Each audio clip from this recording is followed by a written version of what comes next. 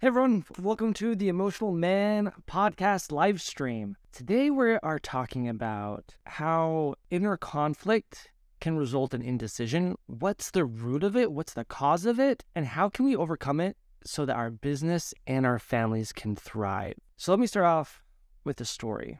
I'm sure all of you have felt at one point or have come to a period in your lives where you have multiple paths or options, and they're either all good or they seem all equally bad, and you feel stuck. You have like this inner turmoil and conflict because you don't know which of these paths are the right one for you. I experienced this recently in my business when a contractor, who's also a good friend of mine, was consistently late in delivering his projects. He would say he would deliver something by the weekend, and then the weekend would happen, and then Monday would roll around, and he'd have some excuse, and then it would just drag on, and these projects just never got completed. I felt really conflicted because I really cared for my friend, and honestly, when we started this partnership, I understood that he was just starting out learning these tasks. He conveyed to me that he had an ability to do them, that he had these talents and skills, but we were kind of be learning together and getting this rolling. Well, I was paying him a pretty decent wage, like an hourly wage for this, and he was only billing a few hours at a time, and it was really confusing. I thought he was working more than this, and he said he was going to be working more than this, but he was only billing a couple hours.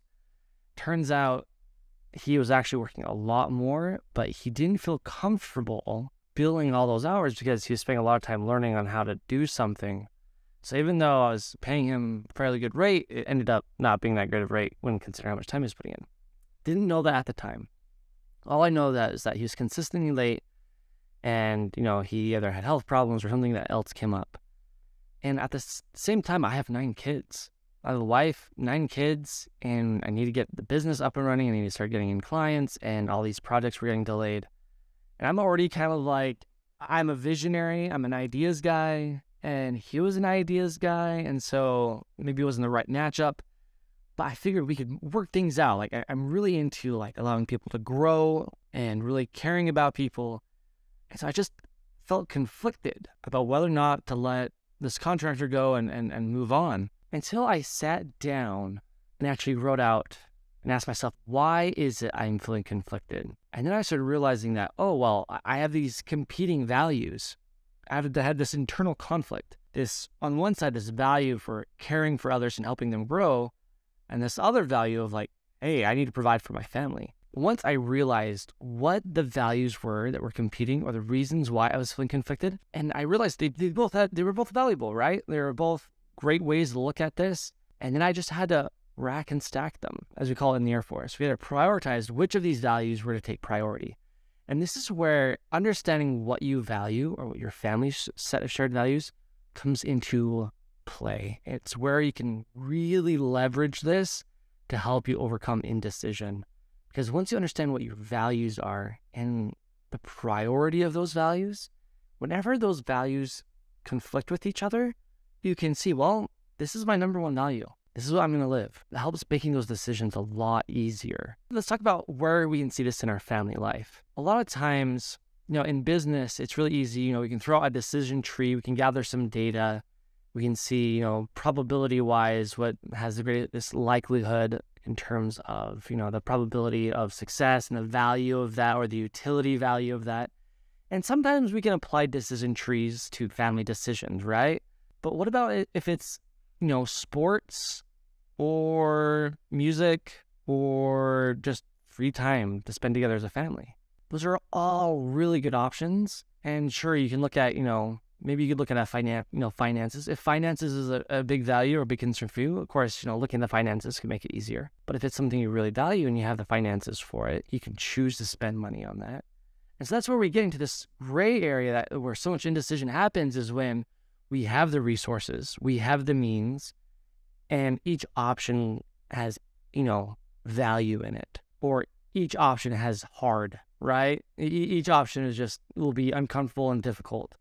But again, that's where understanding what your shared values are and asking yourself and reflecting on, if one of our family values is near are kind, And so some of the ways that we approach this, especially with foster care, for example, a lot of foster care review boards asks for family input into what, how the child is doing, interactions with child and bio parent. And we have to really look at how we provide that information. Can we provide it in such a way that's kind to the parent and accurate? What is love? What does love look like? So nears are kind, nears are grateful. How can we approach this decision with gratitude? One of the questions we often ask ourselves is like, if we can feel hard things, because it's one of our mantras is nears can feel hard things, meaning difficult emotions. If discomfort was not a hindrance to us, if it wasn't a burden, what decision would we make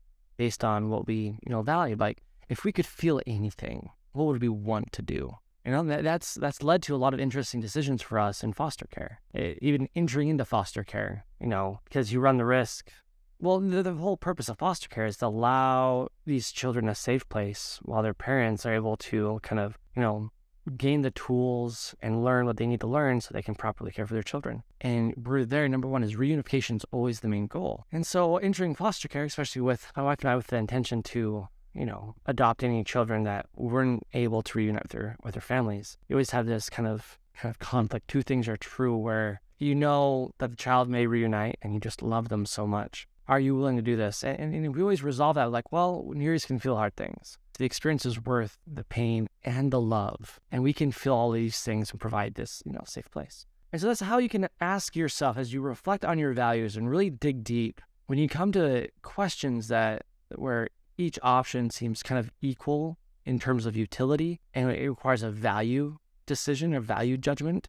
That's where really understanding and knowing what your values really helps you overcome indecision and inner conflict. If you'd like to learn more on how you can discover those values, how you can identify your shared values as a family, and how you can build off of that, or even if you want to learn how you can take that concept and apply it to a lot of areas in your life and, planning what decision or what dreams and goals you set for your family based on a shared set of values. We have this really great workbook that's absolutely free that helps take you through that process. If you would like it, go ahead, message us or use the link below to request your own free workbook. It's called The Family's Purpose and Plan. It's phenomenal. Absolutely help change your family's life. Well, everyone, that's all. Thank you for being here. Take courage.